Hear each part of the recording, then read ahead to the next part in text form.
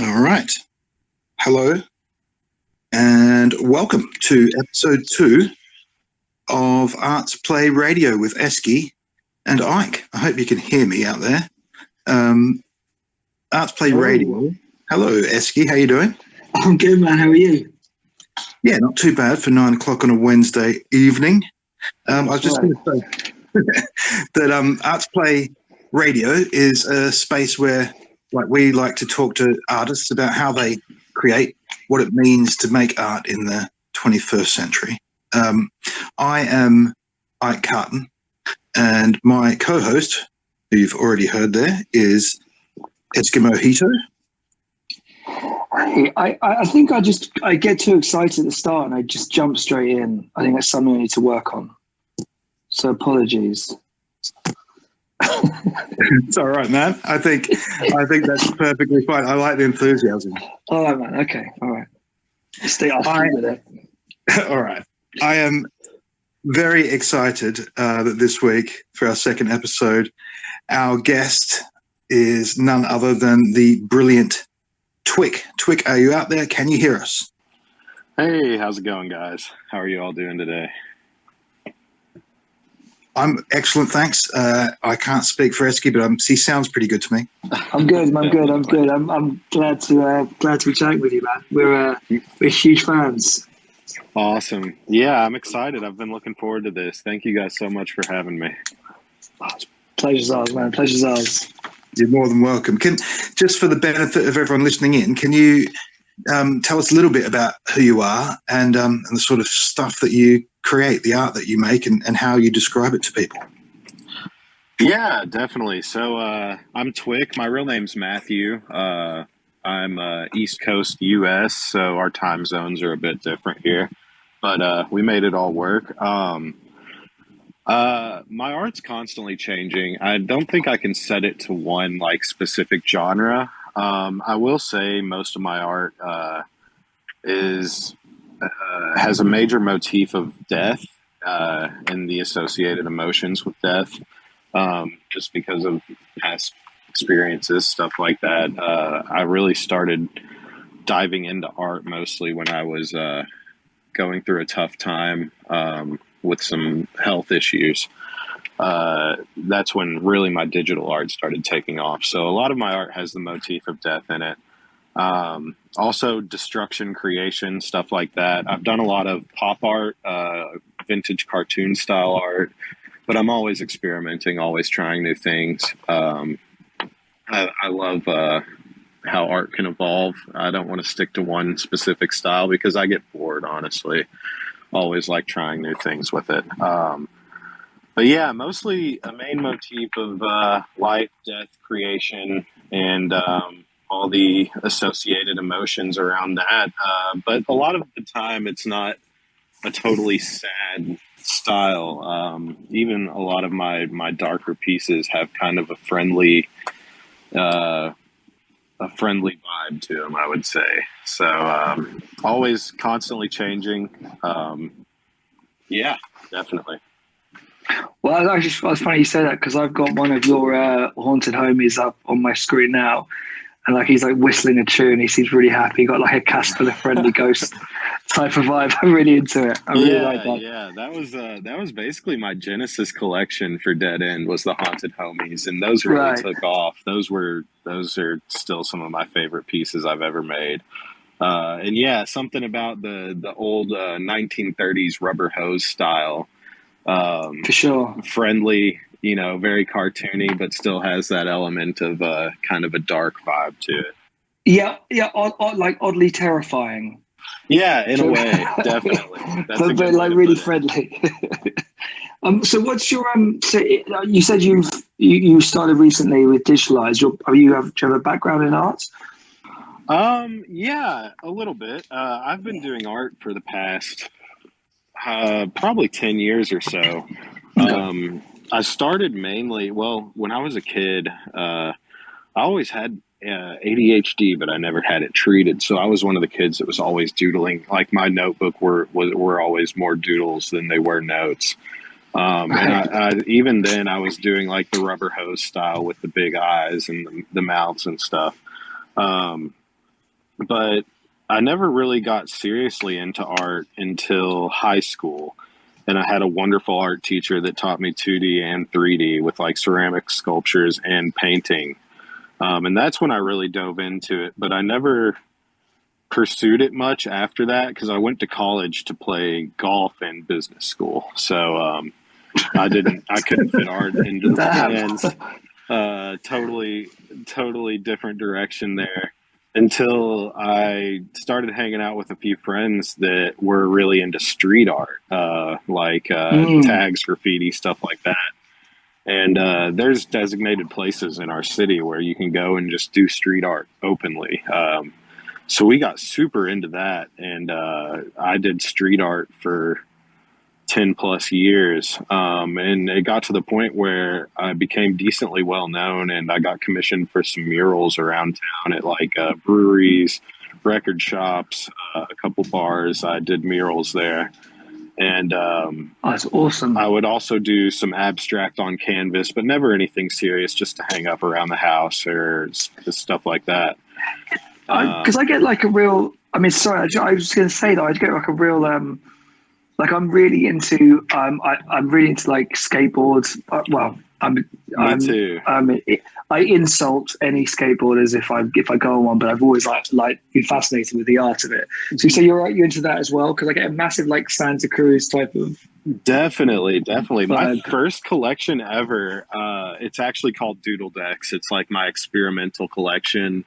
And I think I released 80 of them before they even kind of took off a little bit. I would release one a day. It was actually, I started making them on my cell phone. I had the Galaxy Note with the little stylus, and I was in the hospital for a time. I actually, I was there for chemo treatments, and I was in there all the time, but I always had my phone and my stylus with me. So I would just draw little skateboard arts, and that collection became Doodle Decks. And that's truly where it all started. My art never picked up until Dead End, but it all really started with skateboard art, because I've always been fascinated with the skateboard culture. The art behind it's just amazing. I'll sometimes go into skate shops and just look at skateboard art just because it's incredible. So it's cool that you say that. Yeah, it's definitely something that resonates with me. It's a vibe that feels like intensely exuberant as well. Like there's a kind of energy to all of your stuff, and you can see that coming from that sort of skate mural, eye-popping sort of background. Definitely. Yeah, and I think street art and skateboard art are like two sides of the same coin almost. They go together really well. So I've always been fascinated with both of them, and they're both just styles that have always been really close to me. I skateboarded when I was young until I ended up breaking my ankle skateboarding, and I've never really gone back to it. I have a longboard now that I'll ride around, but I'm getting too old for it, I think. Do you still make stuff like physical art, or is it all migrated to the digital side now? Yeah, I still do physical from time to time. It's nothing that I ever really sell. I actually have a few blank skateboards in my studio right now that I've been wanting to paint in kind of like a Dead End Haunted Homies type style, and maybe raffle them off to holders or something. But the digital art's just been so busy lately. I haven't found as much time to do physical. But I still have a few of my college friends come over every year. We paint the side of my garage all white, and we'll get out the spray paint and just like every year do a different mural on it together. It's kind of fun. So yeah, I still love doing physical art. That's awesome. What inspires you? You know, other than the sort of the death thing, what motivates you to do specific pieces? Mainly the emotion. I love feeling, you know, it gives me life almost. And I love connecting with all my collectors. I've met some of the most wonderful people through Web3. And, if I can like invoke emotion in any of my collectors or friends, even if they don't collect my art, then, I can see it as like a job well done. Yeah, it's kind of undeniable. I think that the strength of that and the strength that it sort of sends out in both directions is pretty. It's kind of ridiculous, really. It really is. I was going to ask as well, like you, I'm imagining you and Eski and myself are sort of similar ages from the sounds of what you've been describing. How do you feel, right, growing up in the 90s, that sort of period before the internet was around, where we were pre-digital, but it was coming, and then we were there for all of that happening. Do you think that has an impact on the appeal of the sort of weird, glitchy stuff that is prevalent at the moment? Definitely. I'm like obsessed with 90s ads, things like that. Like I have a poster for the original iPod Mini in my room, like a original promotion poster. And there's something about the vibe that 90s ad. I guess I'm going more towards the advertisement side of art here. But there's something about like the old Walkman ads and the old. I have stacks of old '90s skateboard magazines, and it's magic. Yeah, magical. The vibes that those give off. It's like it brings so much emotion back. It's so nostalgic to me. It almost makes me like emotional sometimes looking back through, and it's like, man, this was like life was like, so new and everything was so vibrant. And I don't know. It kind of sad. I was like, life is still great, but yeah, back then it was just, being a kid in the 90s was unbelievable. The art that I was surrounded discovery. with. Yeah, the discovery, exactly. Playing the old the PS1 and the N64 and the art, the box art for those games. It's just incredible. Dude, I'm still really I'm really gutted when I used to put on like a DVD and I realized oh no, the bad tracking isn't actually part of the movie. Oh yeah. And I was like, oh, it's way too nice. It's way too nice. And I see that actually. I see it more and more with a lot of your glitch stuff. There's a lot of am I using the right word? Tracking? Is that right? Yeah. Definitely. It's been so long. Yeah, no, I dig it, man. I really do. It's funny how I have to digitally and purposefully add the tracking to glitch pieces now, because it'll never be, the original fuzzy, grainy texture that old VHSs used to give off, stuff like that. And it almost sometimes when I'm making the glitch pieces, I can almost hear the sound of an old 90s modem dialing up in a way. I swear it's like that exact same type of vibe. Where does that work get done? What sort of space? What sort of physical space are you in when you're doing that creative work? I'm doing art full time now, which is a crazy dream come true. I never thought this would ever happen. Nice. But I used to have an office that I would work out of. I was a manager at a warehouse for 10 years. I didn't even use my business degree for that. I just found the job and loved it and stuck with it. But ever since I've gone full-time in art, I've kind of started converting my office more into a studio than anything. So that's where I would say 90% of the work gets done. And I always feel most creative at night for some reason. I can never force myself to make art. It's something I just I never get the results I want. It always turns out something I'll just scrap every time. So there's something about after dinner, chilling in the evening, I'll go into my office and put on some music or a good show or something, and it just kind of flows. And it's all done on an iPad now, Procreate. But I've been venturing more into doing After Effects, Photoshop, stuff like that, to give certain effects to the art after stuff that Procreate just can't accomplish. But that has a more, like I said, it's all evolving, so that has a kind of steep learning curve to it, and I'm still trying to really learn Photoshop, After Effects. I've been doing a little bit of Blender and Unreal Engine lately, but that's a crazy learning curve that's going to take a long time. I'm trying to teach myself that, and it's tough. But yeah, it's basically all done mainly from an iPad, just in my little office at home. And do you find yourself getting married? Do you find yourself married to a certain program, or are you?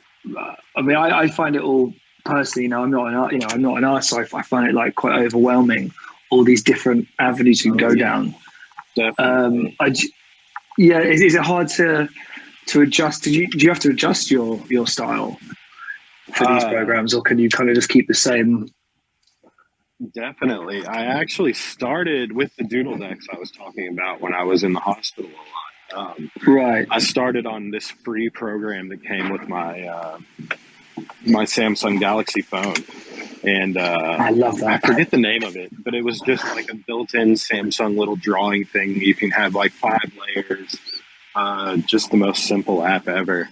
And then I changed to my friend gave me one of his old Samsung Galaxy tabs, and I switched to Clips, a program called Clip Studio Paint, because I heard it was the best one on Galaxy, and it was nice. It's not very intuitive, so I stuck with that for about a month.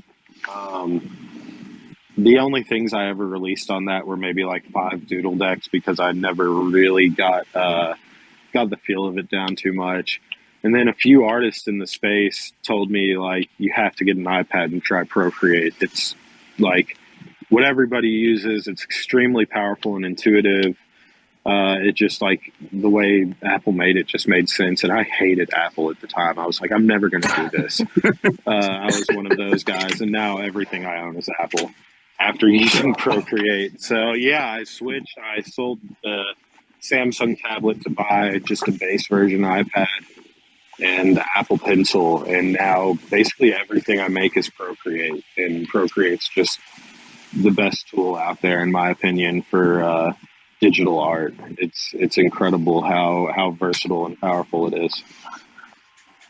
Well, I find it fascinating. I think me and Ike have spoken about this. The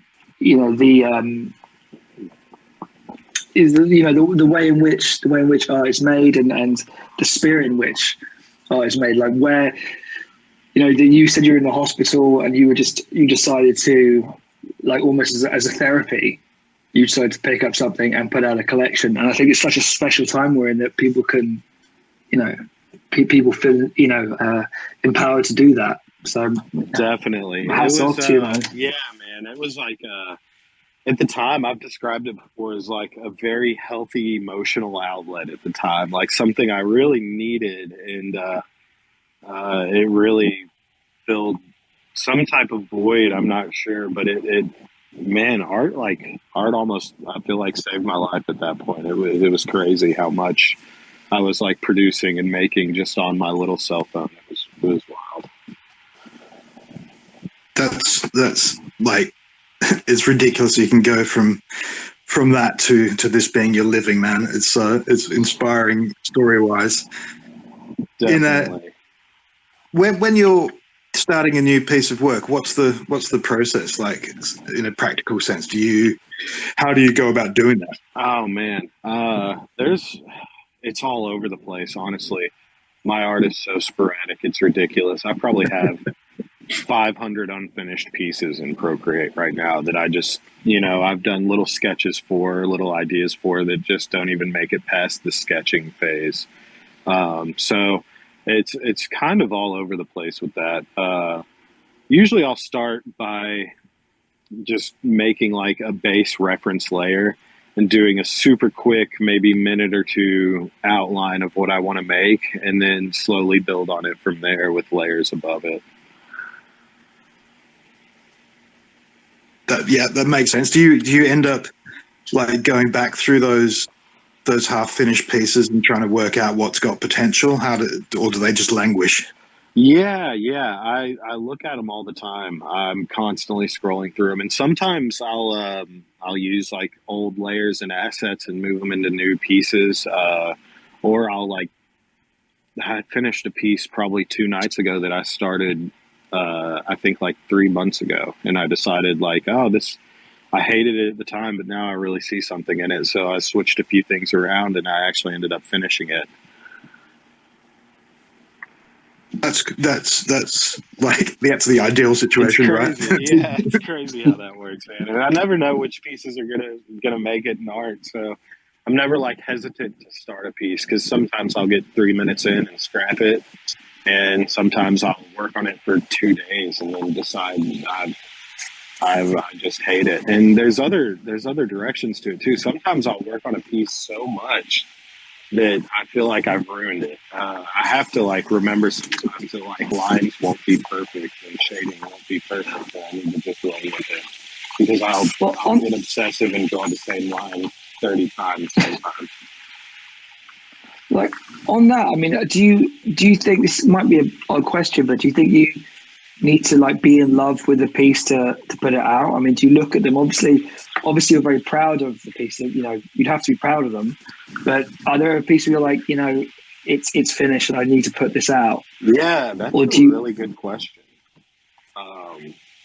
There have been pieces that I originally hated, but I've shared with like my Discord or something, and it got amazing feedback. So I was like, well, you know, I'll drop it. Why not? People seem to like it.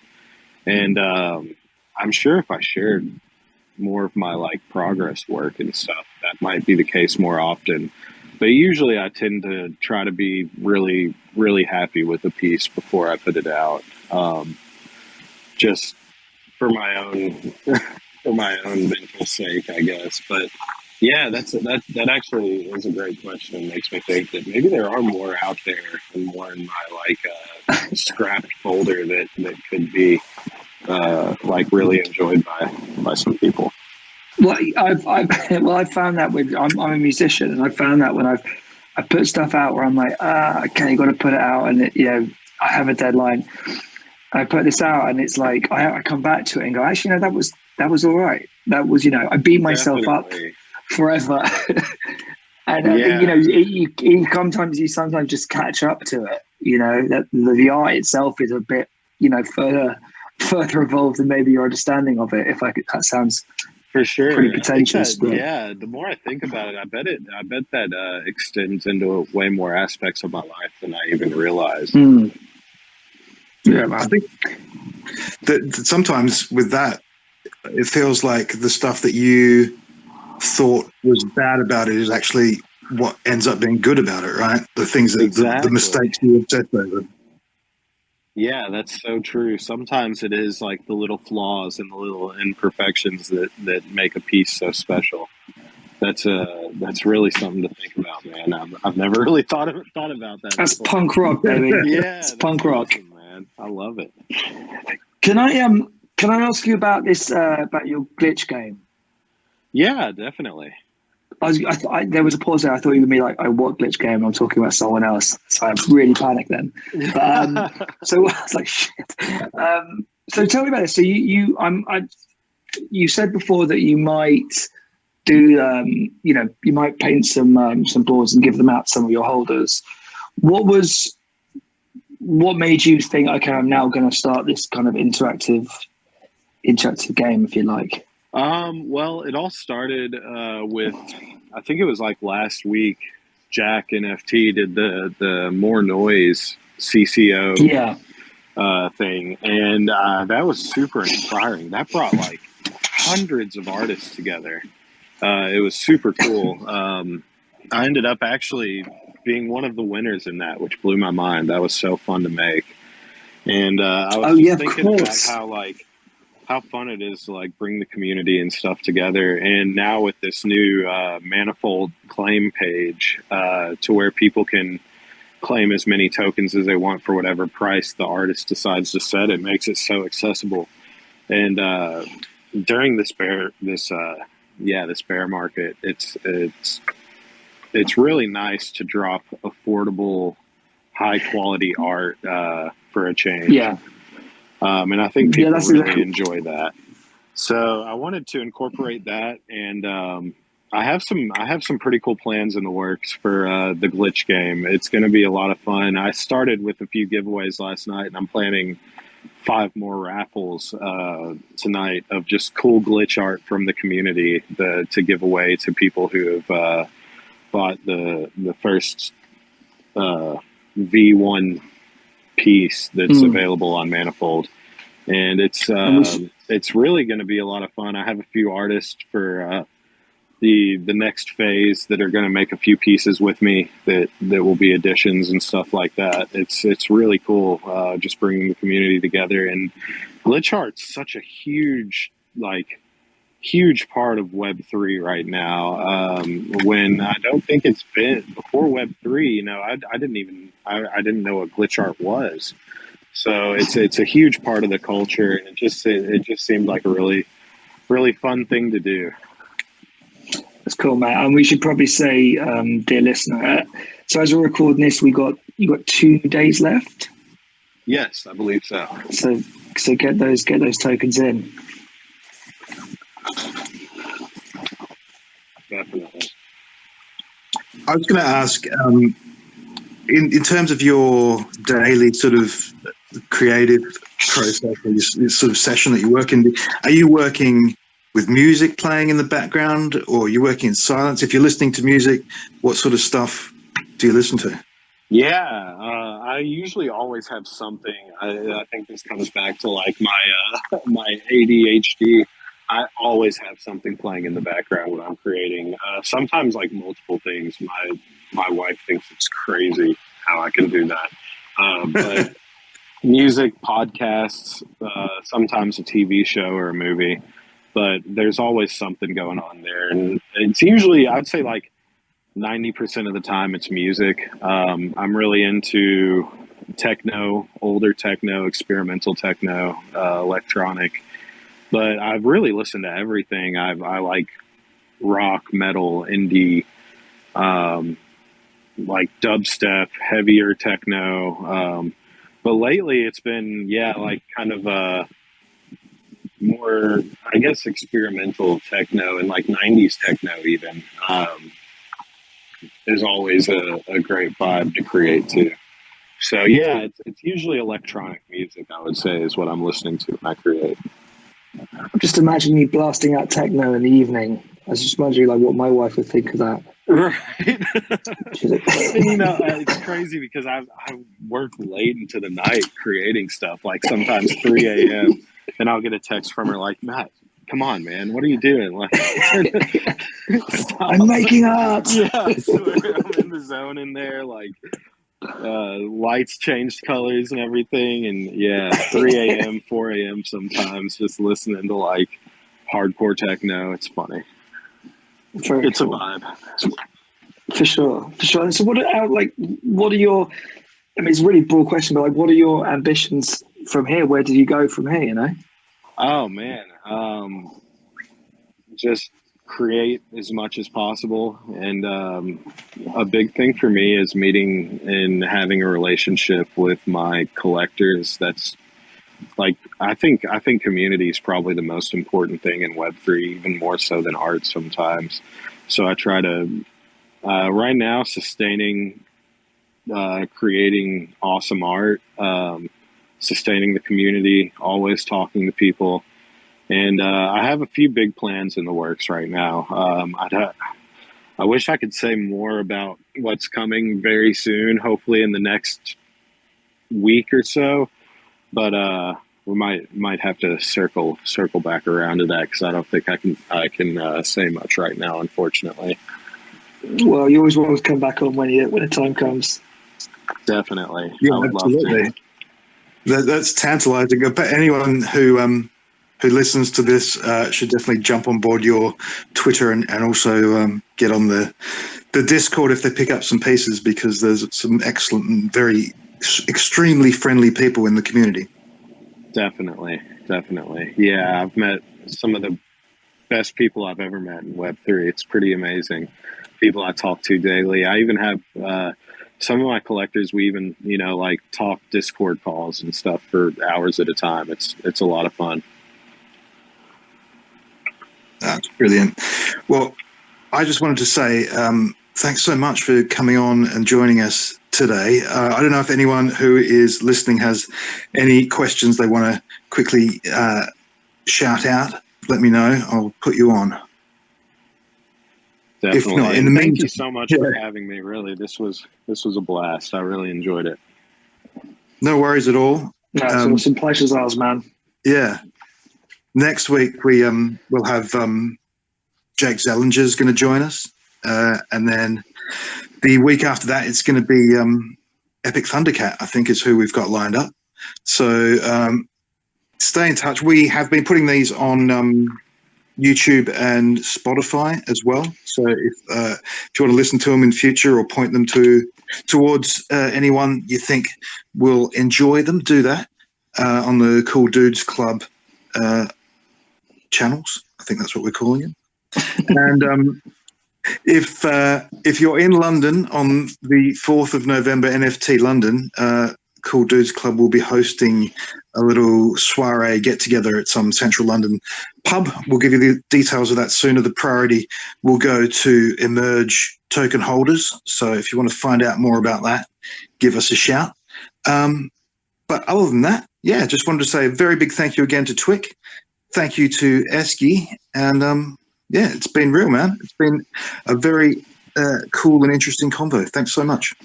Thank you, guys. Have a good one. Go take care, man. All the best.